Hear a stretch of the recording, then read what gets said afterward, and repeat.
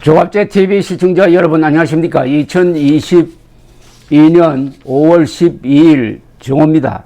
민주당은 지금 윤석열 대통령 정부의 출범에 회방을 놓기 위해서 한덕수 국무총리 임명 동의안에 협조를 해 줄 테니까 그 대신 한동훈 법무장관 후보자를 낙마시키자 하는 이런 보관을 가지고 협상을 하고 있는 것 같이 보입니다. 한동훈과 한덕수를 맞바꾸자. 그런데 그러다가 보니까 지금 정부 구성이 좀 지체되고 있습니다. 그런데 이게 처음은 아닙니다. 과거에 우리나라 역사에도 이런 일이 있었어요. 또 다른 나라 보면은 이 정부 구성이 1년, 2년 늦어지는 경우도 있습니다. 민주주의 국가에는 이런 혼란은 이게 일상적인 겁니다. 그러니까 이거는 국민들이 지그시 기다려 보면 됩니다. 그렇다고 해가지고 나라가 제대로 돌아가지 않는 것도 아니에요. 우리나라가 큰 나라입니다.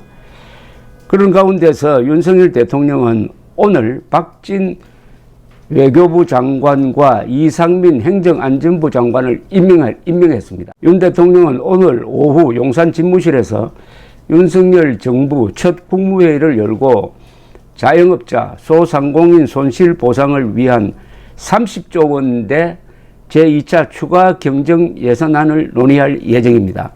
출근길에 윤 대통령은 기자들과 만나가지고 청문 보고서가 채택이 안 된 장관들을 오늘 임명할 계획이 있느냐는 질문에 오늘 일부만 하겠다고 했습니다.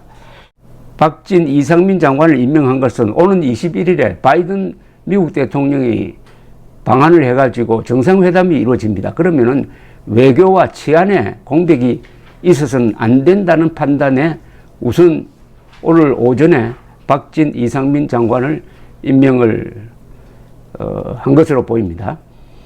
이로써 현재까지 윤석열 정부의 국무위원은 대통령과 대통령 국무위원입니다. 그리고 지난 10일 임명된 장관 7명, 오늘 임명된 장관 2명, 총 10명이 되었습니다. 그런데 18개 부처 가운데 절반인 9개 부처가 신임 장관 체제를 갖추게 되었지만은 국무회의는 구성원 과반수 11명입니다. 11명의 출석으로 회의를 열 수가 있고 출석 구성원의 3분의 2 이상, 그러니까 8명 이상의 찬성으로 안건을 의견하는 것이 가능한데 이건 법에 딱 못이 박혀 있습니다.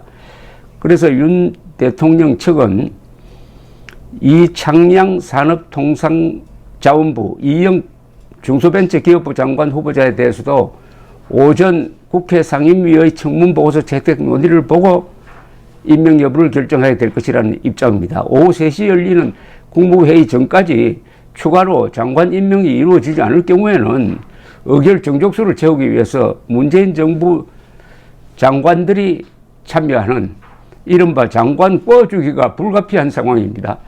대통령실 관계자는 이날 기자들과 만나 전 정부 장관이라도 국민의 삶이 나아지고 국정 공백 없이 이어지는데 협조해 주실 거라고 생각한다고 했습니다. 윤석열 대통령은 지난 10일 취임식을 가진 뒤 용산 대통령 집무실에 와가지고 1호 안건으로는 국회에 제출한 한덕수 국무총리 후보자에 대한 임명 동의안에 서명한 바가 있었습니다.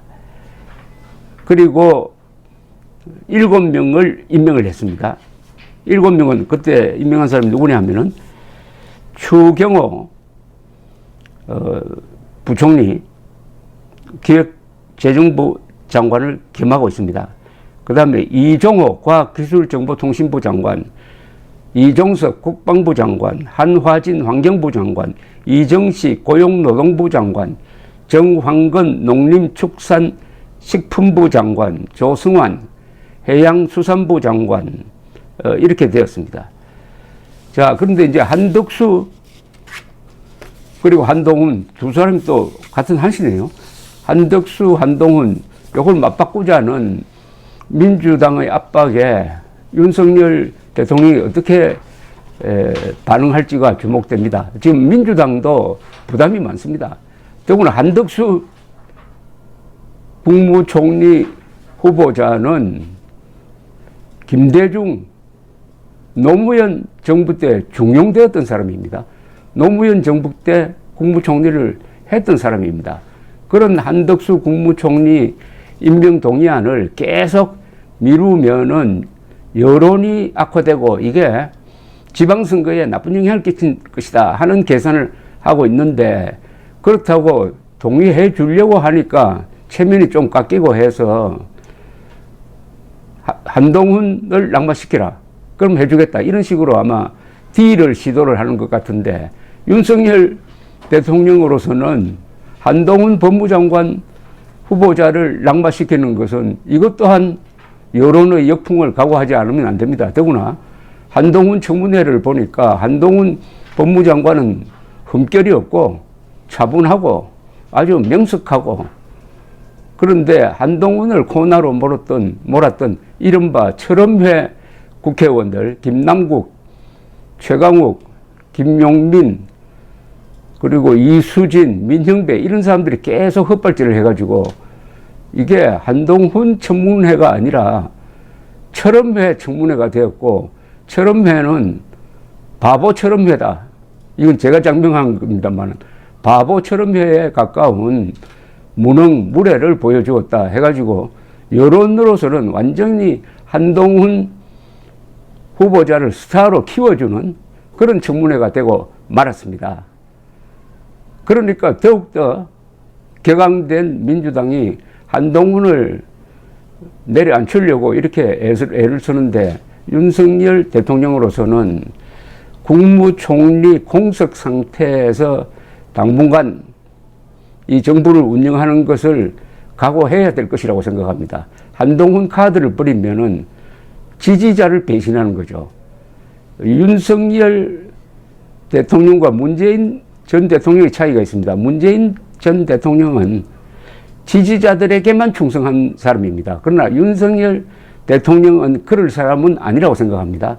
그렇더라도 한동훈 카드를 버리면은 그것은 이미 초장에 기가 꺾이니까 국무총리 임명이 다소 늦어지더라도 한동훈 카드를 버려서는 안 될 것이다 하는 것은 뭐 더 말할 필요도 없고 윤석열 대통령이 잘 기억하고 있을 것이라고 생각을 합니다. 이런 정부 구성이 늦어지는 사례는 외국에도 많습니다. 제가 기억하기로는 벨기에 같은 나라에서는 한 1년, 2년 정도 이 중앙정부가 구성 안 된 적도 있었습니다. 벨기에는 북쪽에는 네덜란드 말을 쓰는 사람이 살고 있고, 남쪽에는 프랑스어를 쓰는 사람이 살고 있고, 양쪽이 역사적으로 문화적으로 이 간극이 심해가지고 일종의 연방국가이면서도 그러다 보니까 중앙정부를 구성할 때 의견이 안 맞아가지고 1년, 2년 끌어도 벨기에 잘 돌아갑니다. 우리도 이제는 그런 이상한 시대를 각오를 하고 민주주의를 해야 되는 겁니다. 민주주의는 문제를 해결하는데 매우 더딥니다.